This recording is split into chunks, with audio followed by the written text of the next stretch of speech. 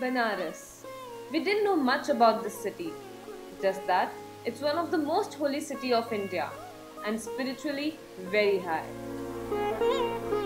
For us, there were just two main attractions, photography and weaving.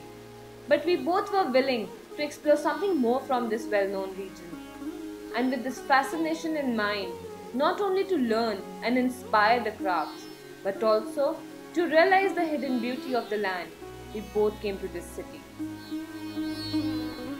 Welcome by Alauddin, our special craft person, who not only introduced us to the unknown city, but also to his village and his happy joint family. In the village Gadsara, we were amazed by the first loom, which Alauddin ji showed us, similar to a giant butterfly captured in a room. But actually, it was thread running from one corner to another, getting united in a wooden loom to make that fascinating silk velvet textile.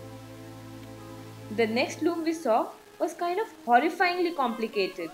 It was like web of threads embroiled together to deliver the design on the fabric with number of shafts and number of lifting sticks both below and above the weaver. This was the loom for which we had come to this city to set it for more extensive textile comprising complex design. Hats off to the craftsmen for their tedious and courageous work, as one wrong step can ruin their month's effort for the reason that they can weave only from 1 centimeter to 1 inch per day. We were astonished to see it. We could not understand its single step.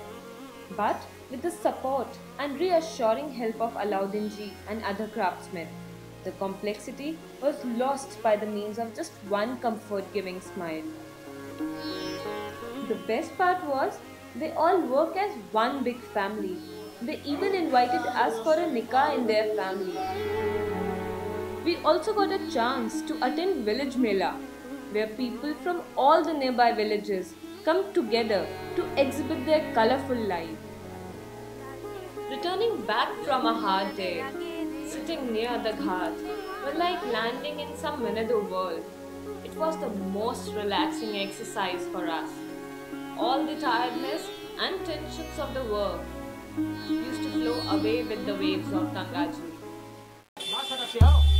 Moving above the stairs of the ghats and getting lost in those narrow lanes, better known as gullies, while minding the sharp horns of cows and buffaloes, placidly moving in the middle of the lane.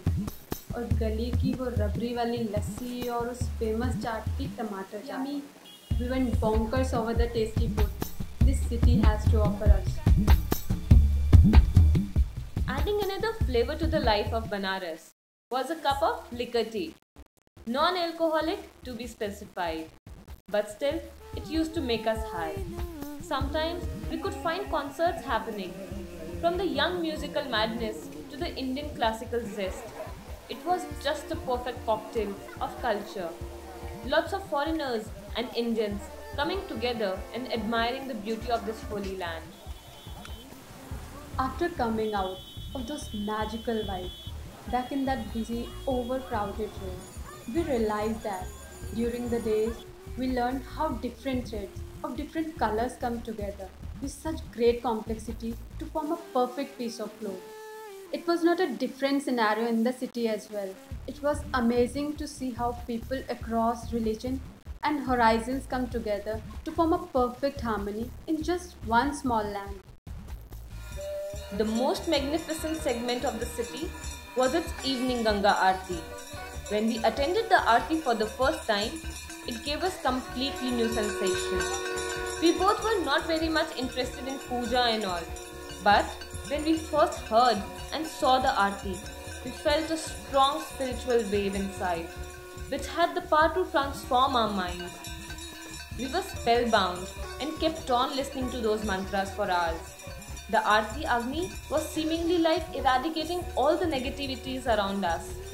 It was glorious and mystic at the same time. Gradually, we realized that their lives are reflected in the work they do. Right from the smallest of toy they make to the most amazing handicrafts they produce. Everything is a reflection of their culture, their life and their belief.